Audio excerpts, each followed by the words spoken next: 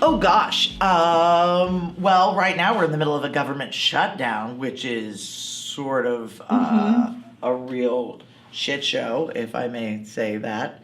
I don't know if I can. Just bleep me. You can totally say that. Yeah, it's a real shit show, and a lot of the people that we depend on to keep this country working are working without pay right now for a government that doesn't seem to understand that not everyone can make it with 19 days of no paycheck.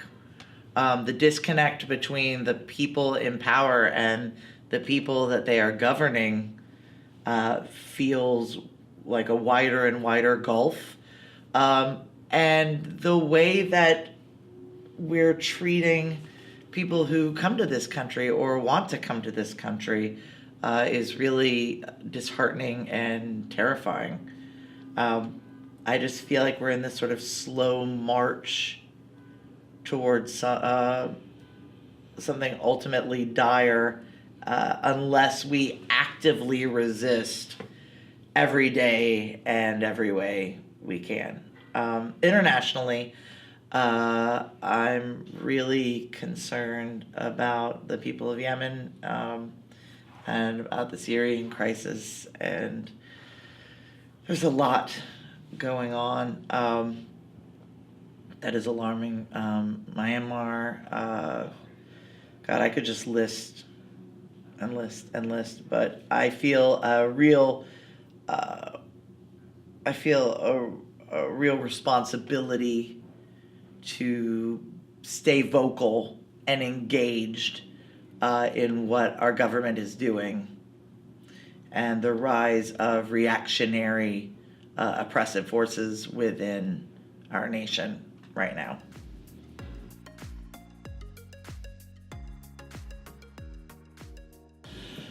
I'm always surprised that people want to like her.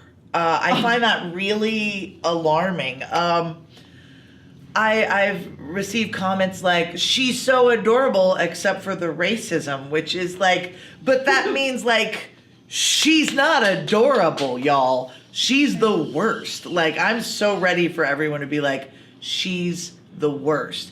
You think she's done the worst thing that she's gonna do, and then she gets caught, and then she does something just as bad, or if not worse, which is sort of pulling a Carolyn Donham on, who is, of course, the woman who accused Emmett Till of winking at her.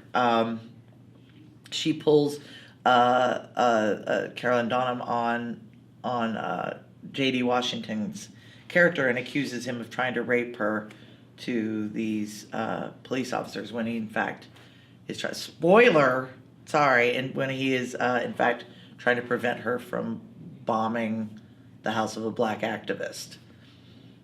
And it just is, she's so dark. I don't understand how anyone really likes her. But, you know, 53% of white women voted for Trump, and I don't understand how they like him. So, Right. People are whack.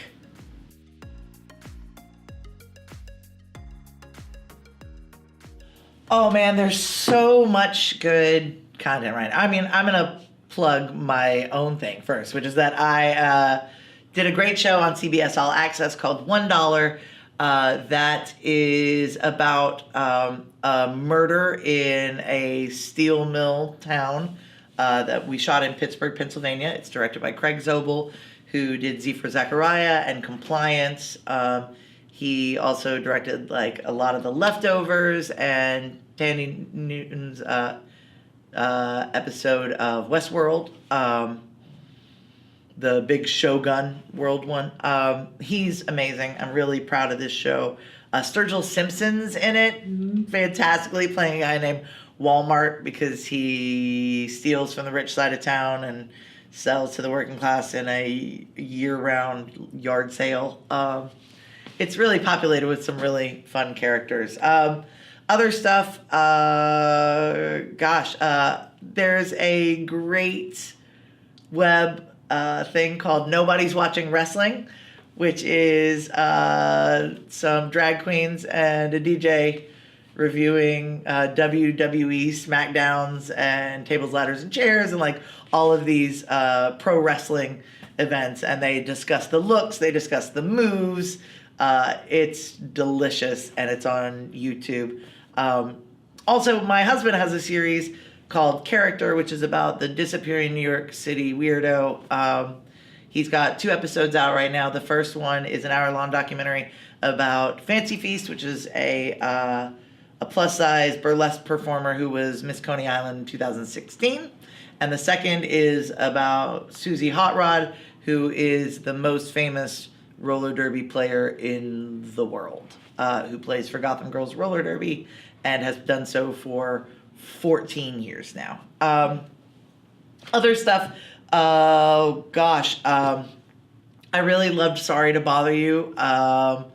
Blind Spotting is amazing in the movies. The Favorite is really great. But what people haven't been watching that they should be watching, on Instagram, there's a guy named I Am Zoe, IAMZOIE, and he basically finds videos of children and people acting out and then puts it on like a FaceTime so that that he's talking to them. I'm not doing it justice. It's delightful. Just go there and like find a video where it's like a kid and him and just watch it, and you can thank me later.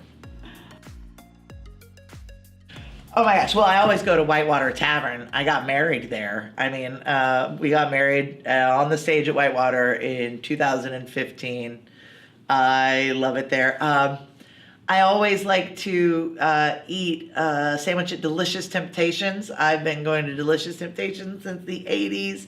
I really get down with the turkey delight with spinach substituted for lettuce. I went to Dos Rocas this time around, which I really love. I always get my hair cut by Cheyenne at the Southern Blonde and Company, including these bangs, which got cut yesterday. And she took 5 years off my face with the dermabrasion. Gosh, my mind boggles. There's so many things I like to do. I used to go to Pizza D, rest in peace. You gotta hit Midtown.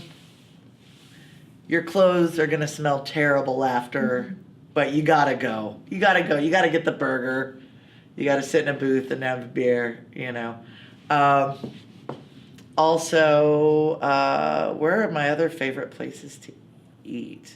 I do a lot of eating. Oh, I gotta hit that whole hog, you know. I gotta have some whole hog barbecue and that like crackety crack potato salad that is so amazing. With the mayonnaise. Oh my god. Or sour cream. Yeah, is that what it is? Is it sour cream? Yeah. Is sour cream the magic ingredient? 'Cause man, that stuff is good.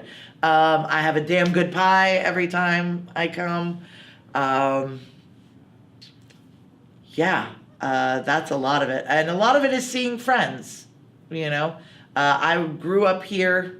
My parents are still here. My sister is still here. Of course, I spend a lot of time with them. But it's great to see my friends and now the babies that they're having. My friend Keisha, who owns SparkFit with her husband Glenn, they have a little girl that's a delight. My friend Emily and Kevin just had a baby that I'm getting to meet. It's great. Like, now that I'm in my 40s, I really, and these connections are 20 years, 30 years long, you just realize how much time has been put in to maintaining them, and I just really value them. I'm really into, I think as a result of doing a lot more television than theater lately, I'm really into my skincare. I've really been doing a lot of Sunday Riley, which is a little pricey, but it lasts for so long. I'm really into Glossier lipstick, which is a matte, looks already blotted, very sheer but very matte lipstick that you can get online, I think at glossier.com. This vitamin C boost that got packed onto my face yesterday, I was super excited about it, the Southern Blonde and Company. Gwynnie Bee, I'm always forever repping Gwynnie Bee, the company that is like Netflix for clothes, where I lost my hoop, where you can pick out things and they send them to you. You buy a monthly subscription. You pick out things size, I think 10 to 32 now they're offering, and they will send you the outfits you pick. You wear them, you get them dirty, you put them back in the pre-sealed envelope, you drop them in the mailbox, and then when they receive them, they send you 3 more out. It's genius. And, I live in a place where, closet space is at a minimum, so that's really, really, really helpful. I'm really into these bows. I used to be really into showing a lot of cleavage, and I find, I don't know, maybe it's because I feel like we're going into battle a lot these days. I find myself sort of securing my goods a lot more. I'm buttoning up to here a little more. Yeah. And it feels less modest than girding. I'm girding. The white boot. I'm so into the white booty right now. I'm not wearing them now because I had not taken them off. I'd worn them every day for about a month straight. But the white boot is going all the way through winter this year. Forget the whole Labor Day thing. You should just pull out some white majorette boots and rock them all year round.